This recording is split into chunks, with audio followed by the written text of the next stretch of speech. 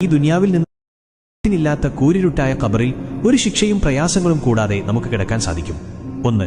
നിസ്കാരം അതിന്റെ ആദ്യ സമയത്ത് ബാങ്ക് കൊടുത്ത ഉടനെ നിസ്കരിക്കുന്നവർ. അവർ നിസ്കാരം പിന്നത്തേക്ക് നീക്കി ഖളാ ആക്കാറില്ല.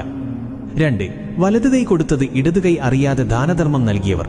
അതായത് അവർ കൊടുക്കുന്നത് റബ്ബല്ലാതെ വേറെ ആരും കാണൂല, അത്തരക്കാർ. 3. അധിക സമയത്തും ഖുർആൻ പാരായണം ചെയ്യുന്നവർ. എപ്പോ സമയം കിട്ടിയാലും ഖുർആൻ ഓതുന്നവർ. 4. നബിയുടെ സുന്നത്തു ധാരാളം ചെയ്യുന്നവർ. 5. എന്നും മുൽക്ക് സൂറത്ത് പതിവാക്കുന്നവർ. 6. സജദ സൂറത്തും എന്നും പതിവാക്കിയവർ. 7. റബ്ബുമായി അലിഞ്ഞു ചേർന്നവർ. അവർക്ക് റബ്ബല്ലാതെ വേറെ ചിന്തയില്ലാത്തവർ. 8. മരണപ്പെടുന്നതിനു മുൻപ് ഇഖ്ലാസ് സൂറത്ത് ഓതി മരണപ്പെട്ടവർ. അപ്പോൾ ഓതാൻ കഴിയണമെങ്കിൽ ജീവിതത്തിൽ ഇത് ചൊല്ലൽ പതിവാക്കണം. നമ്മൾ ഇന്ന് ഇതുപോലെയുള്ളത് ചെയ്തു വെച്ചാൽ കൂട്ടുകാരും നാട്ടുകാരും വീട്ടുകാരും 3 പിടിമണ്ണ് വാരിയിട്ടു പോകുമ്പോൾ ഒറ്റക്കാവുന്ന ഒരു സമയം വരാനുണ്ട്. ഒരാളും തിരിഞ്ഞു നോക്കാനില്ലാത്ത സമയം.